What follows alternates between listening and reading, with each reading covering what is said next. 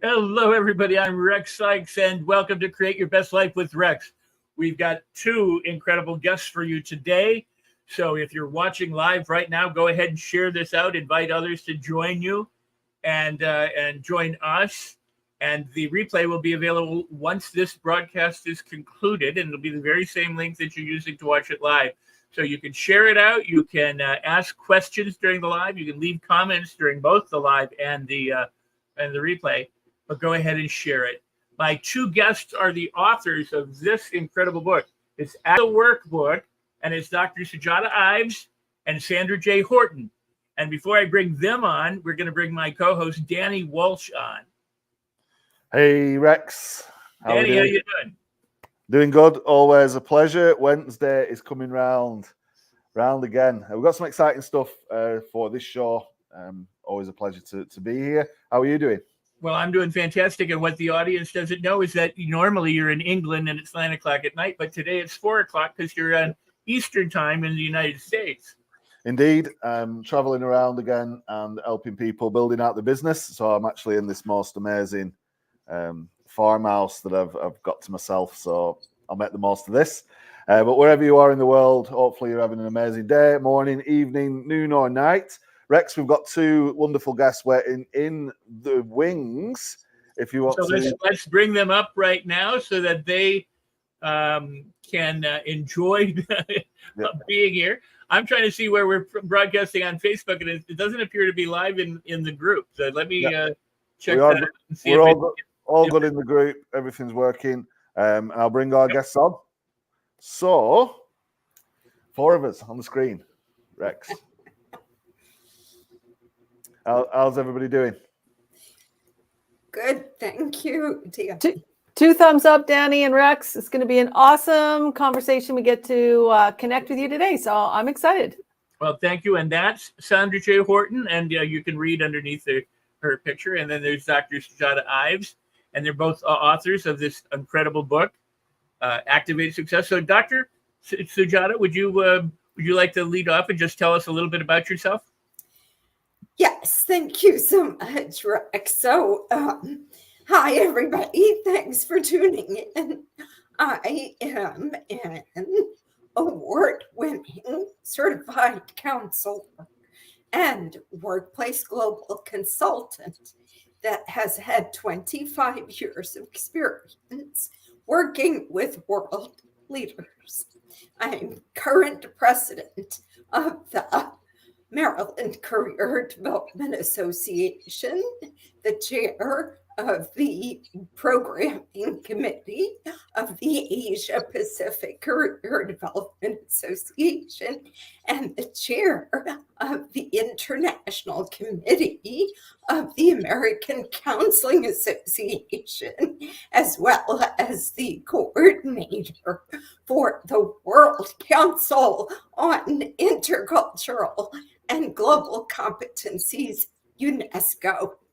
So we needed a book that was written by females in the leadership niche. And that's what we did, Rex. Sandra and I got together and we wrote this book by females. Wow. Well, very cool. I've known Sandra quite a while, and I've known you quite a while. And I was so thrilled when you both connected and decided that not only to connect and be friends and do business, but to write the book that you wrote. So that's very cool. And Sandra? Oh, thanks, Rex, and awesome introduction, Sujata, to an amazing light in this world. So I'm Sandra Horton, and I'm known as a wonderful, amazing, because I love this piece, because I love to create change. And I'm a success change catalyst, and I have 25 plus years working in sales, in healthcare, and transforming, innovating across the healthcare spectrum. Alongside, I started my consulting business when I got my MA in leadership and have been doing that since 2014. I'm certified in change management as a ProSci practitioner, EQI certified practitioner as well for emotional intelligence. So again, my ethos is really, truly about creating pathways of change for leaders and organizations. And I'm happy to be here and bringing that positive energy, because I really admire your show.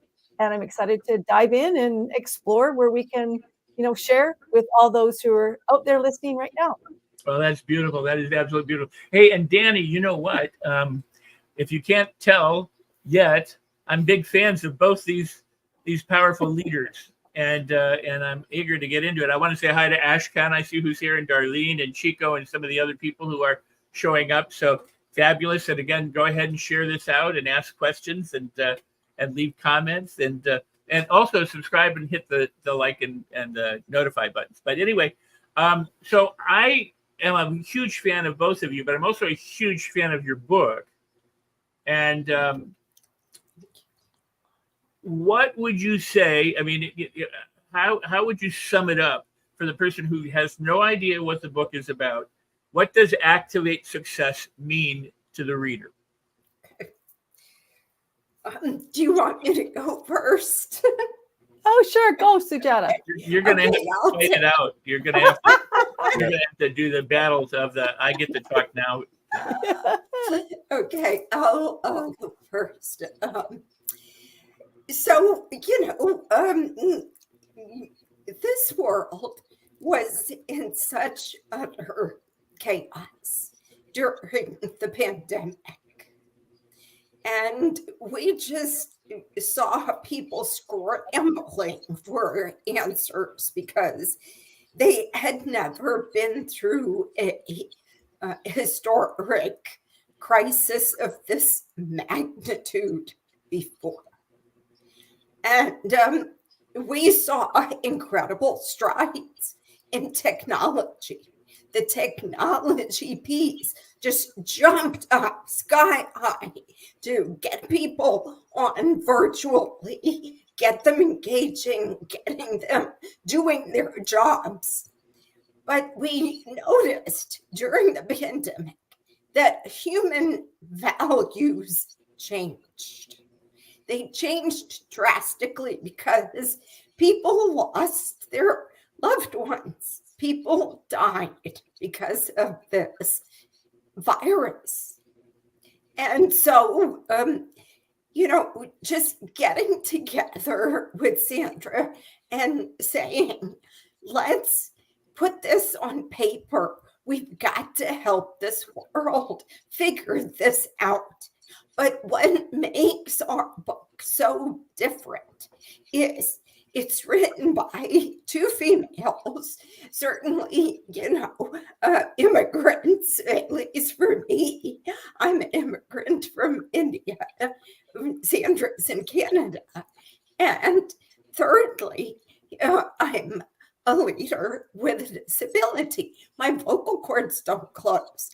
So it's written from a different perspective altogether, because most leadership books are written by men. You guys just have dominated that market, but we have to bring our perspective to the table.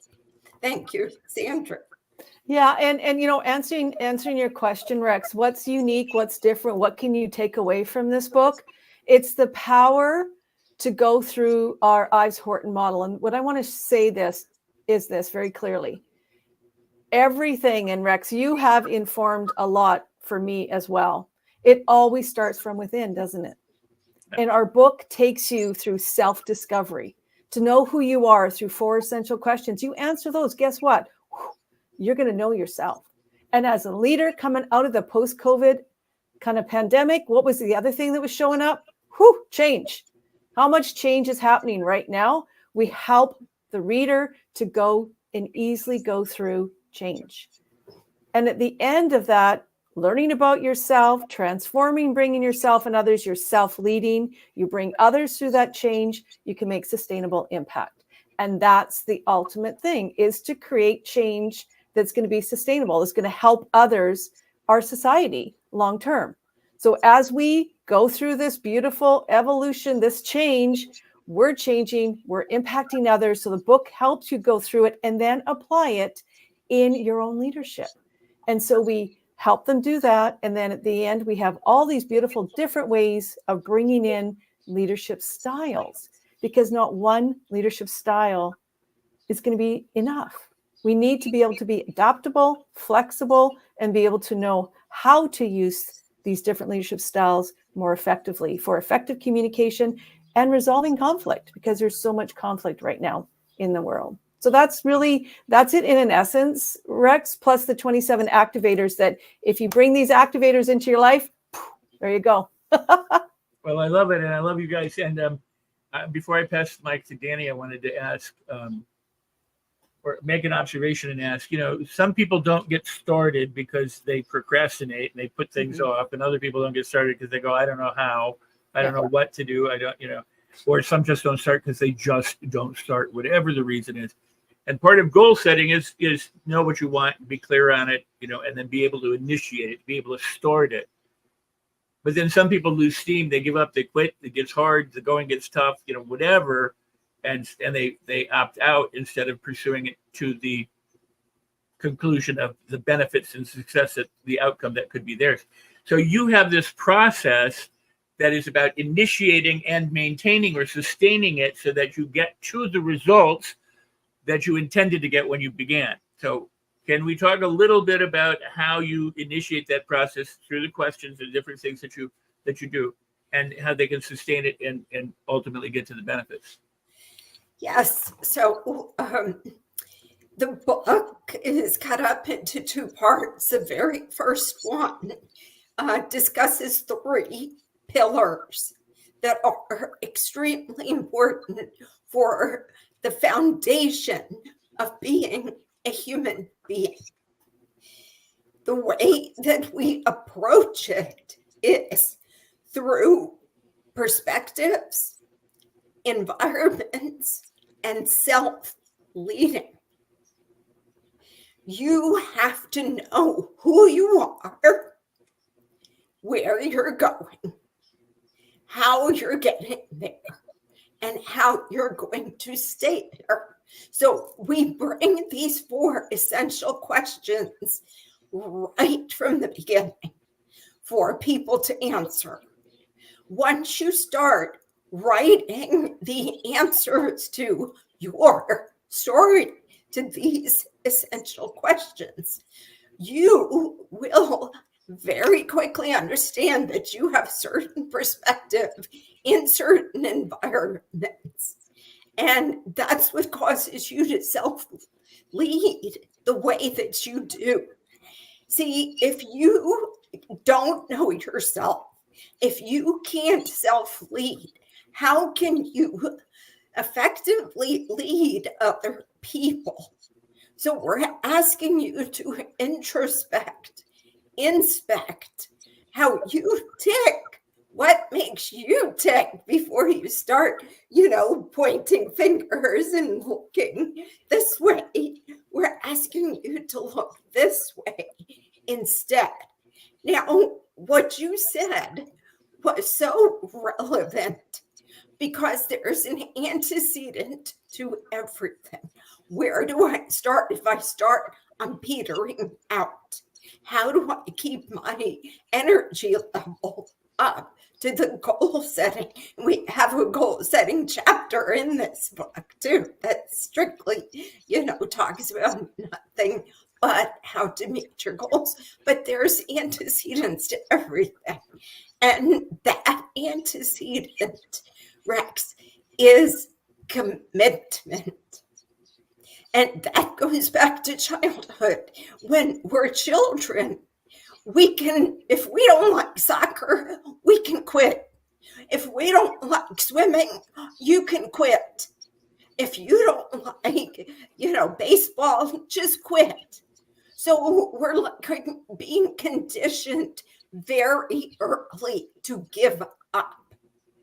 So we're encouraging, this book is for everybody. We talk about families, we talk about everything. So if you're raising your kid out there, if you're encouraging a teenager out there, look, if they sign up for swimming, they're going to finish the year. If they sign up for soccer, let them finish the year, because you're giving them the gift to cultivate life skills such as commitment And that's so important to the stick-to-itiveness and goal setting. So, Sandra. Wow, I appreciate that, and I want to welcome Paul and Lorna and again some of the others. Um, there are those people or those children who do live with parents who don't let them quit, that force them, in unrealistic ways, to stay the course, and some of them suffer at the hands of their parents, and other people learn very important lessons about sticking with it in spite of what they originally considered discomfort. I want to ask, and I guess I'll ask Sandra this, but you both could answer it obviously, but Napoleon Hill is famous for the story about we burned the boats. The warriors show up on the island, and the leader says, "Look back, see that smoke? I burned the boats. We either do or we die." And you shouldn't, and what essentially he's saying is don't have a plan B. And yet when I grew up, everybody was saying have a fallback plan, have a plan B. In case it doesn't work, you have to be able to do something else. If you can't make it as a singer, a musician, a poet, an actor, whatever it is, you better be an accountant or a banker, a doctor, or a lawyer. So they always have this plan, in case you fail, which maybe is not bad, but too many people opt for the plan B before they are able to fulfill. So how do you encourage somebody to stay with something when, or how would you encourage people to stay with it when it appears like it's not going to happen the way they hope it would, and they're ready to go, okay, I'm throwing in the towel? I mean, you understand how important it is for people to at least have some kind of completion. So what say you? You know what? Great question, Rex. And I saw Lorna's comment there. Thanks, Lorna. I love when there's engagement. Appreciate that very much. So there's a kind of two prongs that kind of pop up for me. The first one is it's just learning. It's learning to understand that in any moment we have a choice, and we have a choice in how we want to look at our present, where we are. And it's interesting if we think back to our own childhoods, right? How did your parents actually, show up? And I go back to a fixed versus a growth mindset. And one of the greatest aha moments I had was, even though my parents were well educated, they were loving and supportive, in some ways they were very fixed. And this may resonate for those who are listening now. Perhaps maybe they were very perfectionistic. They were professionals. They wanted you to do the best, but you were born into a certain way of being, and that was the expectations. And there was no possibility that if you didn't fully succeed, well, then you failed. Well, that's a fixed mindset. That needs to shift. And I'm very mindful of the words that I'm saying right now, because when I was able to awaken, and this is where I think it's a powerful lesson to learn. Gina Hayden's work is amazing in the fixed versus Gina Hayden, sorry. I'm having a moment of forgetting. Sujata, do you remember the lovely person who does the fixed versus growth mindset? Yes, that's Carol Dweck. Dweck. Thank you. See, we work together. So Carol Dweck, in reading her book, was absolutely life-changing for me. And this is what we do with live shows like this, is we have to be open. Again, I could look at what just happened and go, oh, gee, I forgot. But no, it's a learning. It's like, hey, this is all good. We share, we ask someone else to come on in.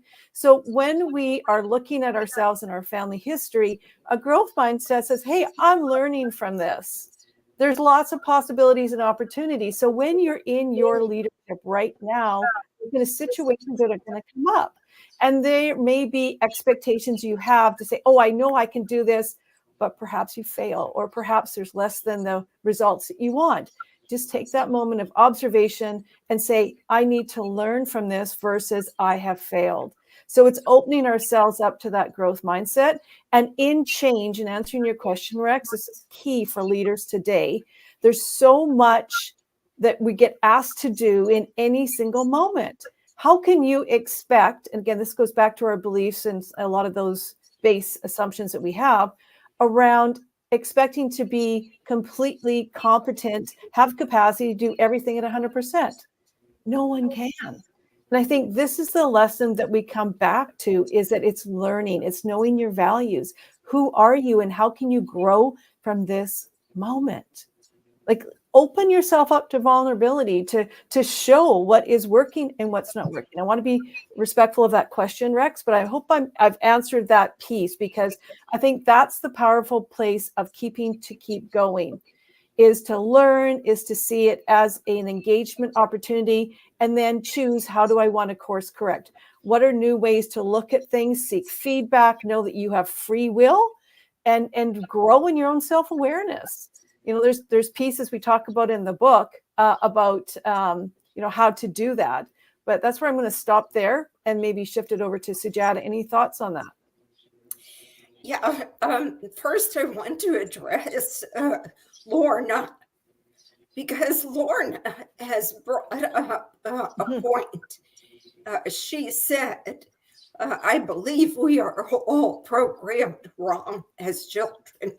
Okay, Lorna, I agree with you, but let's give our folks some grace too, because if they knew better, they would have certainly done better. Yeah. Now, having said that, as a counselor, I also want to say this. Wounded people raise wounded people. So not only is it that you can gain much from this book, but your parents can gain much from this book. So, because nobody gets a how-to. Like, here's your vacuum cleaner. Okay, here's your how-to. Here's your Tesla. Here's your how-to. But you pick up the baby and you go home, and how do I raise this thing? And am I doing it right? And so it's all by what they know. And it's all through what their schema is, how they were raised. So, this is why we talk about environments in the book, because you're being influenced since the day you brought home from the hospital. You're being influenced. So going back to the learning, guess what? You also have to unlearn what your parents have taught you. Well, yeah. I'm going to pass the mic to Danny, but I brought this up. By the way, let me say hi to Interpreet. Welcome. And Crystal, welcome to you. And awesome. I brought that up because we talked about initiating and then sustaining and the follow through. And a lot of people, I think there's a point where people can say, okay, I'm cutting my losses and I'm doing something different. But too often, and going back to what Dr. Sujata originally said about the kids not being able to finish things, is that at the first hardship, they go, okay, this is too tough, it's too hard, and people bail without sticking with it. I always tell people, if you're, Napoleon Hill would say, make a quick decision and be slow to change it. And too many people are slow to make a decision and then change it very quickly. Yes. And that is a problem for people. So, but I would argue that if you're deciding to quit, if you're deciding to give up, to throw in the towel, at least wait one more day.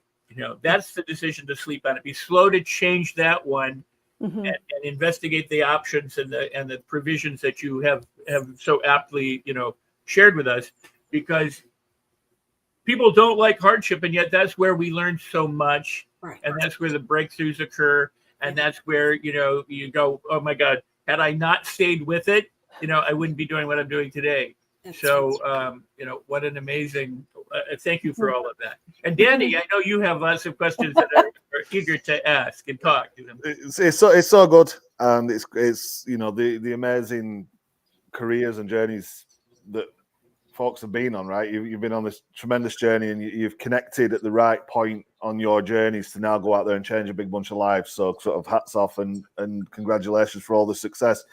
I'm wondering, when it comes to, we're talking about activating success, right? And we also talked about change.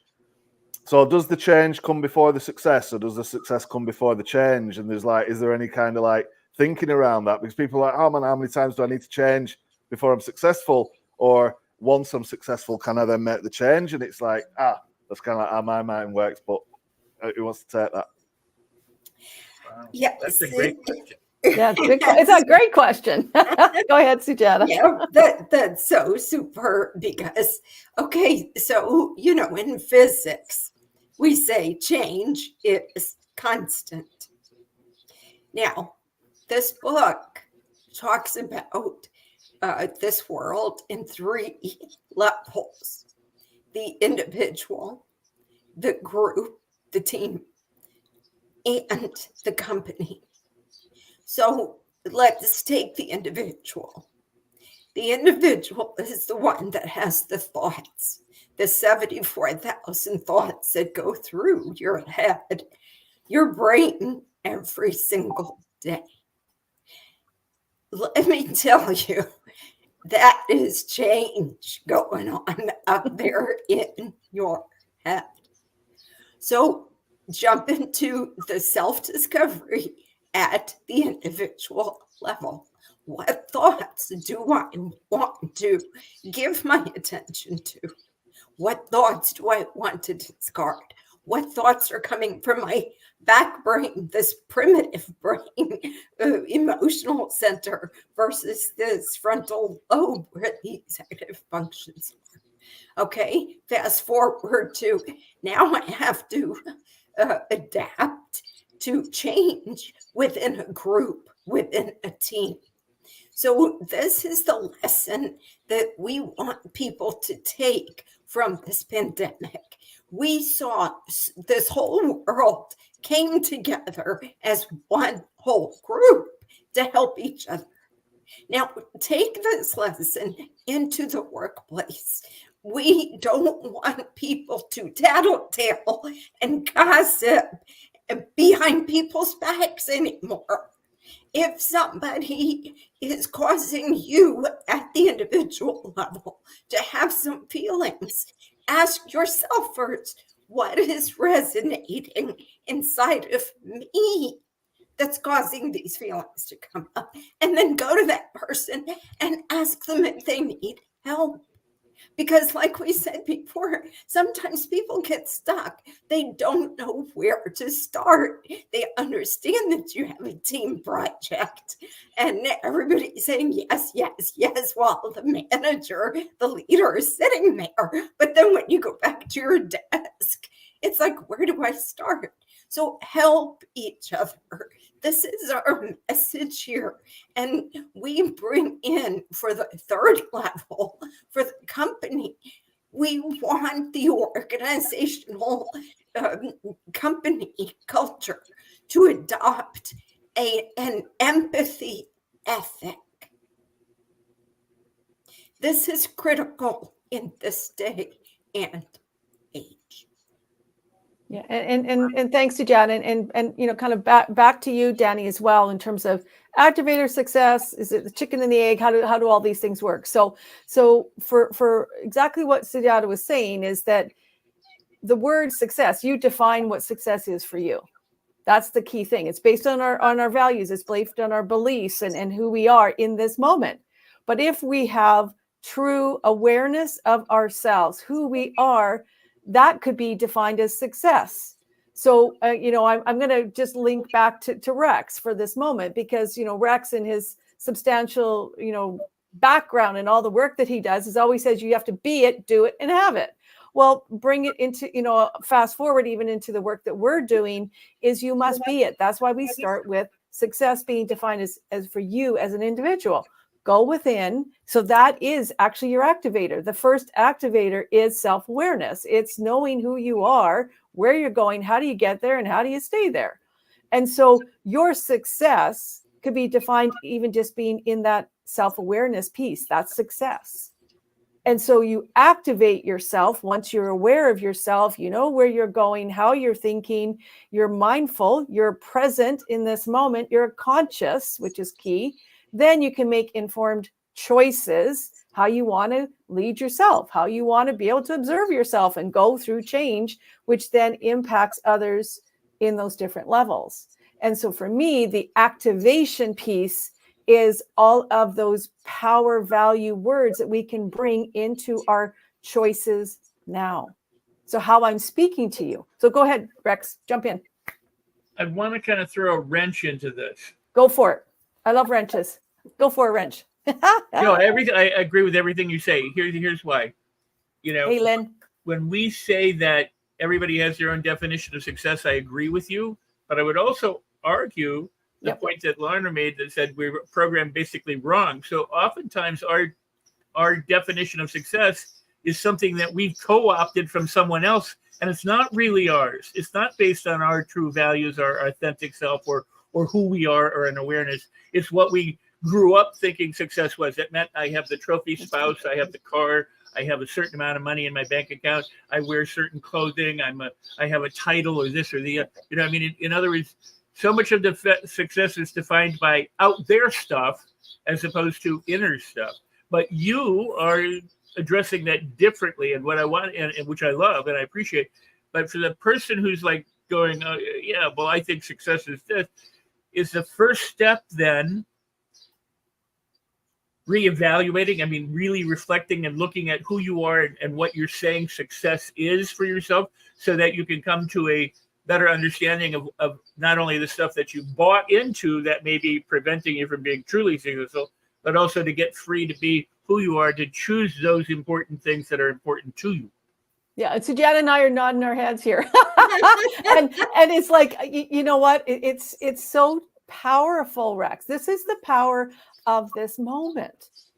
Because just look, like, imagine yourself right now. How are you showing up for yourself? I'm going to share a little bit of a story because I love stories, and it's shared in the book, and perhaps this will resonate for your listeners as well. Is this may be you, because this, as an example, was me. I lived my life numb.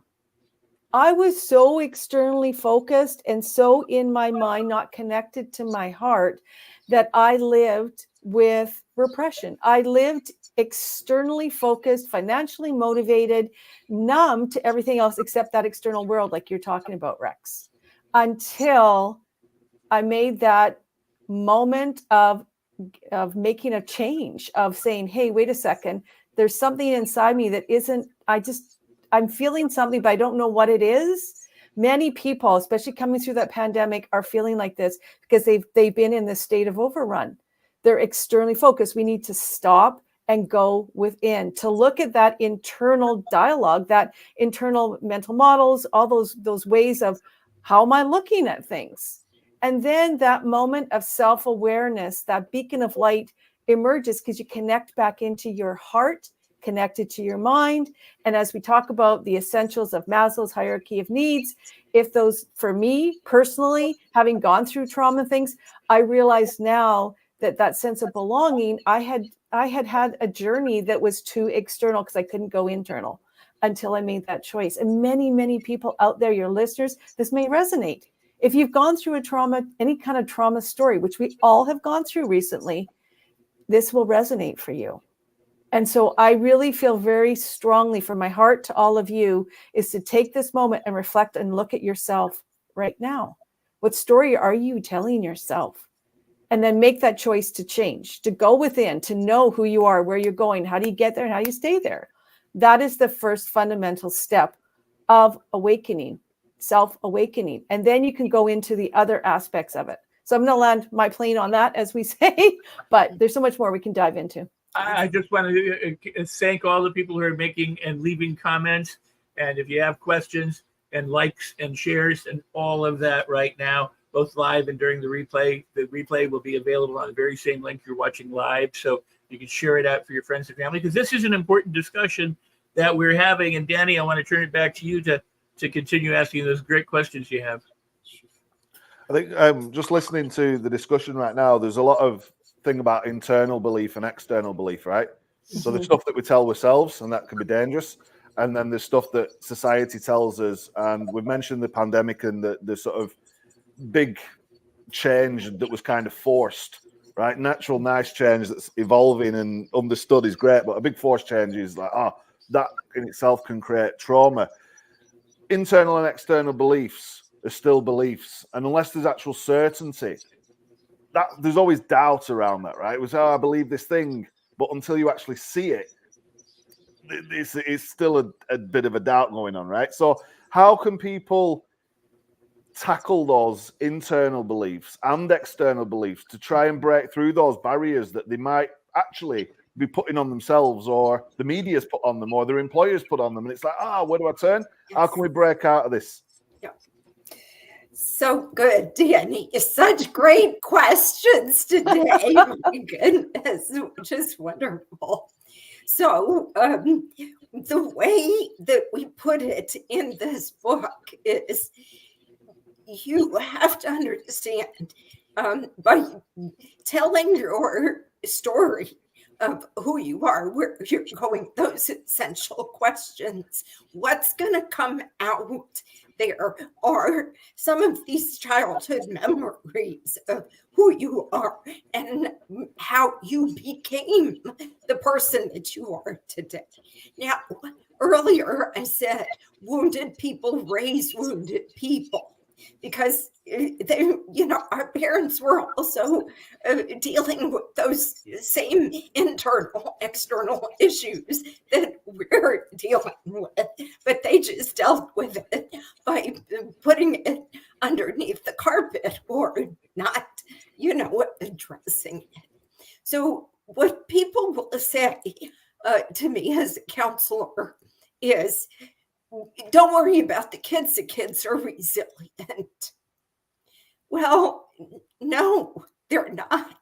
They're distracted because there are toys around and they have growing up to do, and they have to go to school and they have to go to baseball and they have to grow up. So let's not confuse the resiliency with the distraction. So what happens is, yes, kids get distracted with their parents' wounded signals, those behaviors, those conditionings. And when they grow up, guess what they become?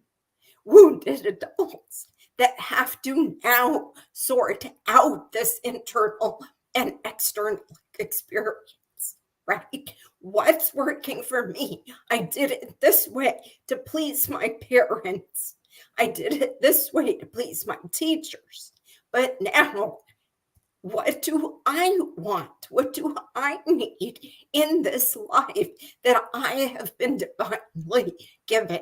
The last point I want to make, Danny, is the attribution to, or the inability to attribute success to your internal capacity is called the imposter phenomenon.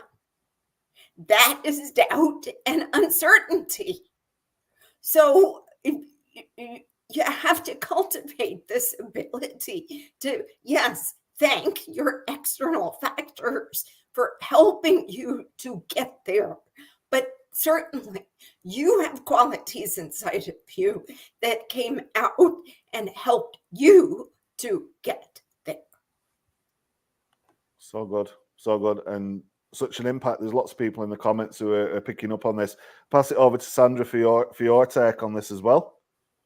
Yeah, you know what, Danny, I'm going to ask you to reframe that question. And the reason I'm asking that is I just want to give enough space, because that was really well said by Sujata. So is there a way you can reframe that for me? And then I want to answer maybe a little bit differently. Yeah, sure. I think internal and external beliefs are certainly things that we have to, for example, in a sales environment, right? We need to sell a book, and people have beliefs around the subject matter that they want to read. And they also know that the novel is kind of where they're going, right? Or the fiction is where they're going from the external factors in the media and the advertising. So to sell them your book, I would have to reframe their internal belief about the content that they want to consume. And I would also have to reframe the external belief, what the media's told them is a good book. So if you take those beliefs just into the simple context of selling a book, how can we get somebody to kind of agree to make a change in that now no longer are they consuming the fiction, they're now going to consume activate success? Yeah, I love that. That's a really good question. Danny's really good at questions, Rex. I love that. That is awesome. A couple of things again kind of populate and I always ground into the essence of what it comes up for me in this moment. And a couple things that I think are really powerful is understanding, like, first of all, the words that are coming in, you're receiving those words and then you're interpreting them. So the first thing that I have found with change is understanding, I call it the stacking effect. If say you're an individual and you're going to want to sell this book, but take it to the workplace, because I think the workplace is important to talk about more than we do recently, is let's say you're in, your workplace, you've had lots of change, and now your new leader is wanting you to take on a new way of doing things. Well, let's just take a moment of breath first, because that person may have had to go through 2 or 3 other leader changes. There's things that can be perceived as being forced upon you. So one of the things that we can do as a leader is to first stop and check in with the individual of how their readiness to change. How much change are they experiencing right now? What are they feeling? What are they experiencing in their current state? Because if we don't understand where someone is, how can we actually connect with someone? How do we actually know, like, what Rex may need, or what Danny needs, or what Sujata needs? So we need to just stop in that moment and ask them, like, what impact is what I'm asking you having on you? What could we do differently? How could you receive this information in a way that's going to work for you? And I find in the workplace right now, leaders are directing at people to change, but they're not understanding the impact of the words on the people. So I would have a one-on-one conversation with the person and say, hey, how is this showing up? All the things I just asked you. And then we need to raise the awareness of why we need to change. And that is a key piece to get people to change. If they don't know why they should change, or why, like you said, why they should buy this book, well, then they're not going to. This book, or in leadership, will take you through a pathway, a roadmap of how to change. Starts with you. You go through this process. You awaken who you are. You define who you are through the 4 essential questions. Then you say, okay, this makes sense to me. Now the desire, I want to change. I'm tired of being stuck. Forget this. I don't want to be told what to do all the time. I want to choose what I want to choose. So then the desire, okay, now what? Great. Okay, well, I'm going to go buy the book, or I'm going to talk to my leader and say, I want to do this differently because this isn't working for me. So you get clear, and then you gain the knowledge. What knowledge do you need to have internally to be able to change? Well, maybe I have some limiting beliefs that need to be, ditched out. They need to be changed. Maybe I'm more negative. I'm focused on the bad stuff, not the good possibility. Having gratitude. Rex always talks about that, right? That's an important piece. In change, knowledge is powerful.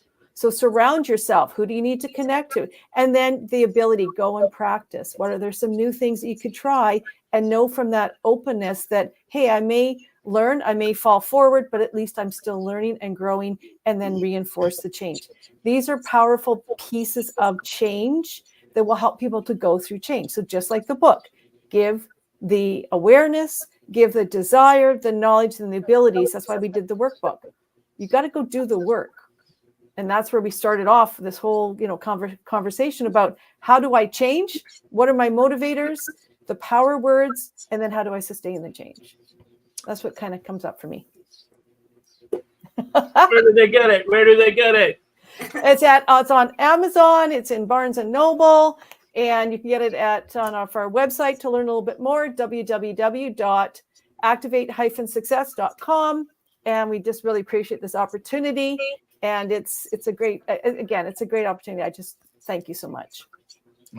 We're glad to have you here. We're very glad to have you. You're providing a much needed service and a much needed book for the world at large. So very cool. I'm very happy that you're here. So for those people who are afraid to change, and they have every excuse in the world why they can't change, or what's wrong about the world and about them, what might they do? And in terms of using your process to understand that, everybody's afraid of something. It's not that big a deal. In other words, to move in spite of your fear, or to move because of your fear, or to move with your fear, but to move. Go ahead, Sujata. Yeah, this is so key because honestly, Rex, the people who need to change, they're not changing because they're unaware. And it's like the light bulb joke. How many people does it take to change a light bulb? And the answer is 0, because the light bulb has to want to be changed. Okay. Yep. So that's what it comes down to.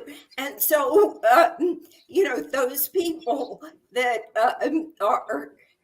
are buying the book, are trying to do the good work, and do want to change, to move into their potential, kudos, yes, applause.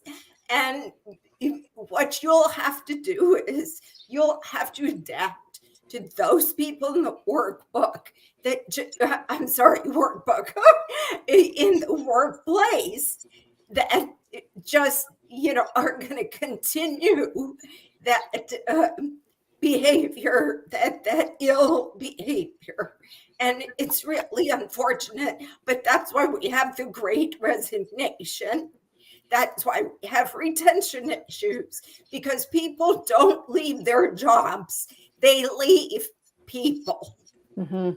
Yeah, and Rex, I just want to jump on that because I think that's a real powerful part of this book, and I get really motivated and very passionate about this piece, because as a leader now, being aware, having conscious, like being conscious of yourself and how you're showing up for your people is so fundamental.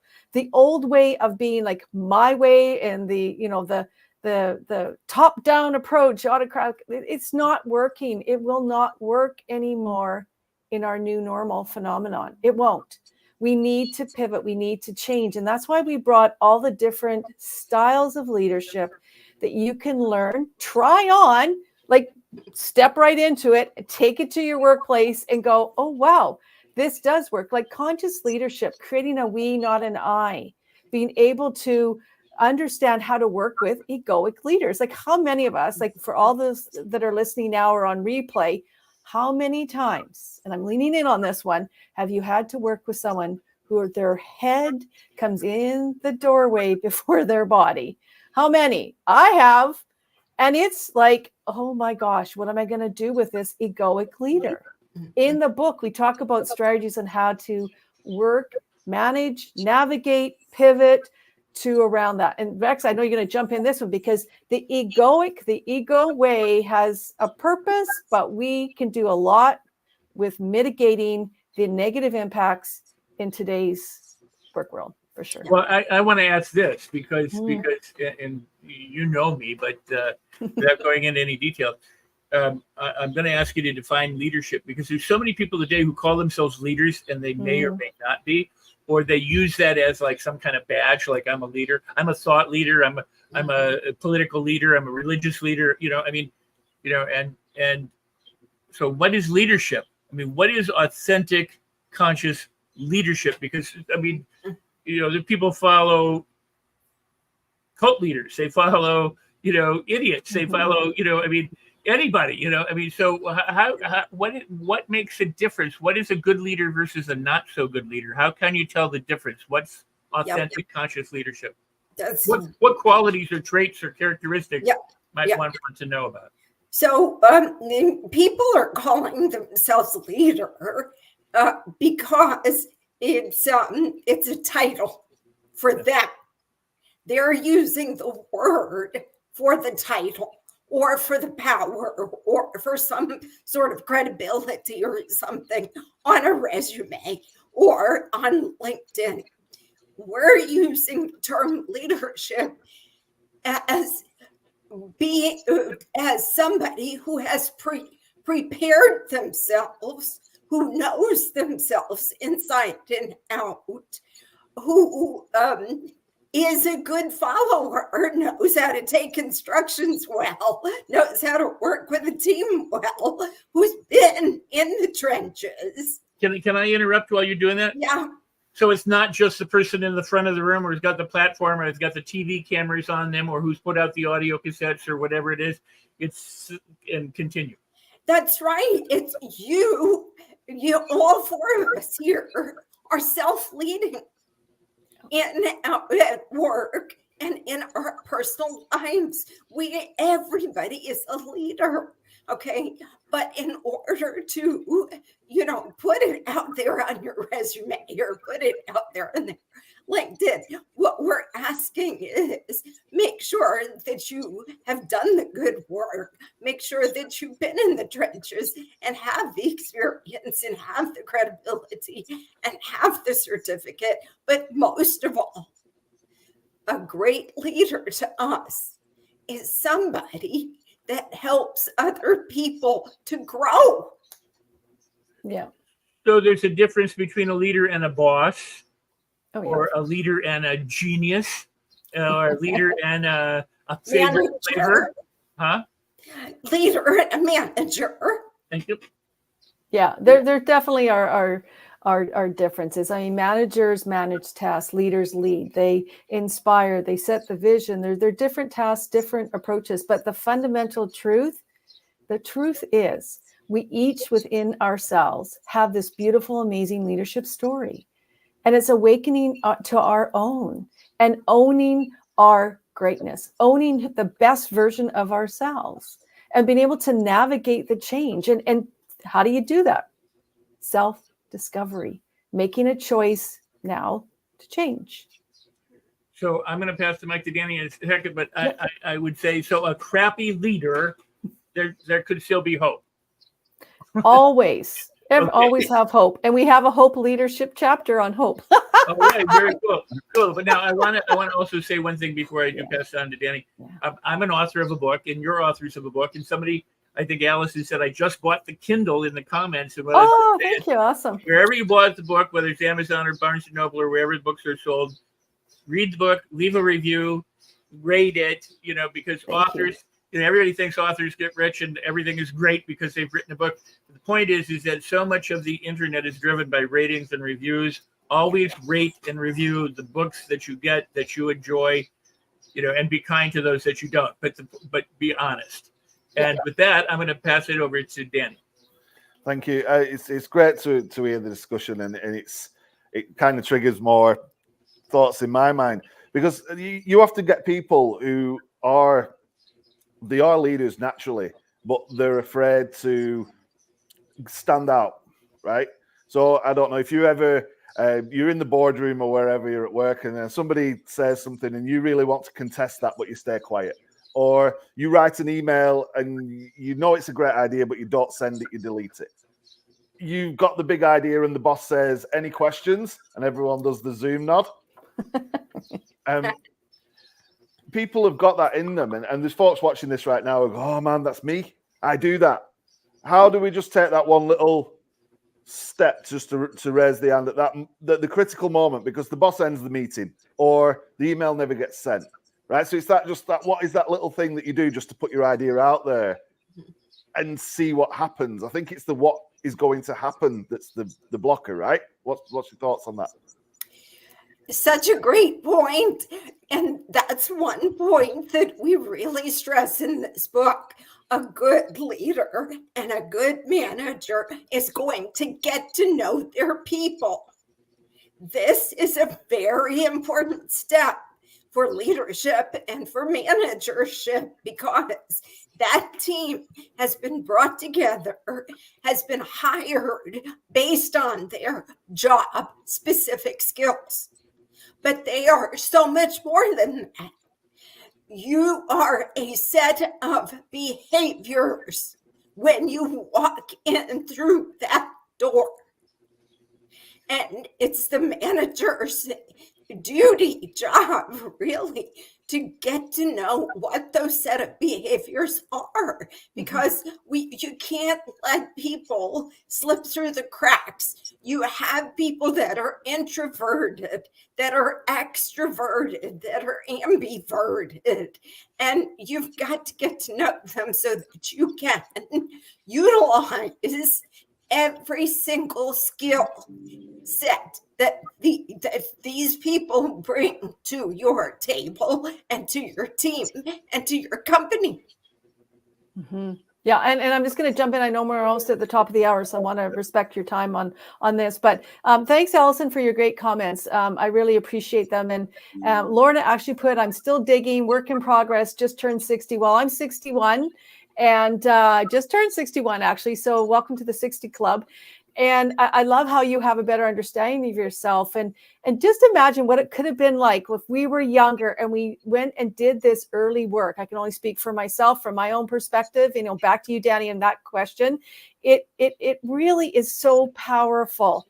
If we knew what we know now back then, wow, would our lives have been different? Yes. How could I speak up in and around a boss who is perhaps got that egoic way, who is strong, who's built this culture of not a nice, toxic kind of environment? Well, you can change it. The choice you can make is either choose how you are in control of your behaviors and how you can work around that one, or you can choose to leave. Because again, people are going to leave based on different sets of circumstances. But for me, the power, what you can do is find out, meet with that person, find out new ways how they like to best communicate. And so maybe perhaps there's a way that you could write them an email. Maybe they want a written note. Start writing the notes, elevating your conversations with them in different ways where you can support and you can work with others within that team. We have infinite potential and opportunity to be informal leaders, meaning we lead ourselves. So open your door. Invite people in, build trust, know your values, know what people need to feel safe, build that psychologically safe space. And guess what? Sometimes, and I think it's always okay, to challenge, to actually say, here's an idea, start with a positive, sandwich it in with something that's maybe not working so well, and then leave a positive. That's the way we can start to create the change that we want to see. And ultimately, if you really are in a destructive, negative place, then take your beautiful skills, because you have great strengths, and go somewhere else where you can actually enjoy it and apply all the good gifts that you have to give.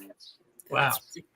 Wow. Oh, well, we are at that end point, and I want to thank everyone who's watched, who's commented, who's shared, and who will continue to do that in the replay. I think this has been a very important and powerful conversation to have, and I want to thank both of you. I'll let Danny close as well, and give you the final word.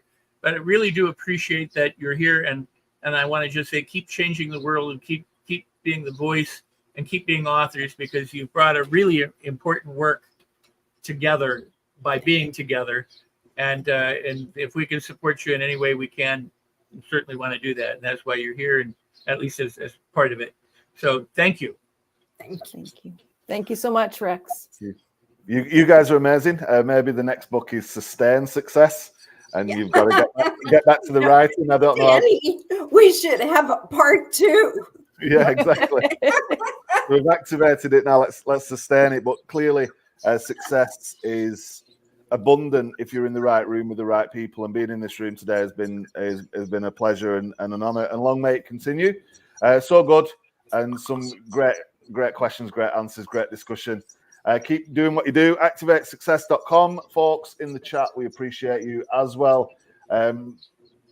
Any closing words? Any closing statements from you guys?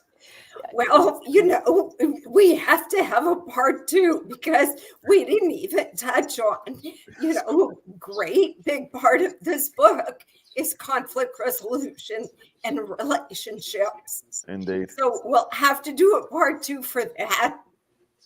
Yeah, and thank you. And in closing, to honor that hour, one of the greatest gifts that we can give is to give of ourselves fully and wholly. And so know yourself. Go within. Connect your heart to your mind to a higher calling and consciousness, and you can make an infinite and amazing change in anything in all parts of your life, in your profession. So just know it. It's within you and you can do it now. Wow. Very, very beautiful. And everybody who's watching, Danny and I are going to stick around. Yeah. Sandra, Dr. Sujata are going to go, but I wanted to say go to activatesuccess.com and be sure that you do. Check it out. Yeah.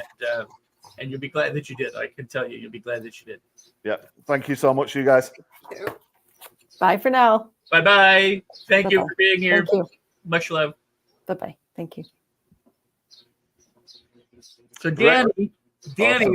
what did you think? That was pretty powerful, huh? Yeah, amazing. And I know we're at that time and we've got to go, but we've actually got something special that Before we do that, together. I'm excited. Before we do that, before we tell them that, who's our guest next week? But Mr. Eric, Mr. Awesome Swanson. That's on the 26th. The next show is Eric Swanson. He's going to be here. And then after we've got another guest, a powerful guest the next week, will be Bill Walsh. Now, the reason why I bring this up, Danny, is as many people know, I'm going to be with Bill Walsh in Chicago Sunday through Tuesday. That's the 23rd through the 25th live. And if people want to know about that, they can go to my profile wall or whatever on Facebook and elsewhere. But Bill will be here the following week. Mr. Eric Swanson is going to be here next week. Now, Eric and I spent some time together in Temecula. We just recently did one of his mastermind groups with Brian Tracy. So there's a lot of stuff going on. And then on top of that, Danny and I got some news for you. Yeah, so it's something amazing. And it's great that we've had this book theme throughout. Now, there is one particular book, Rex, that you have studied throughout your life, and you've come back to it on many different occasions. And we've always talked a lot about, in the Napoleon Hill world in particular, we talk about Think and Grow Rich, right? But there's actually another book that's had such a significant impact on the lives of folks, and that is Outwitting the Devil.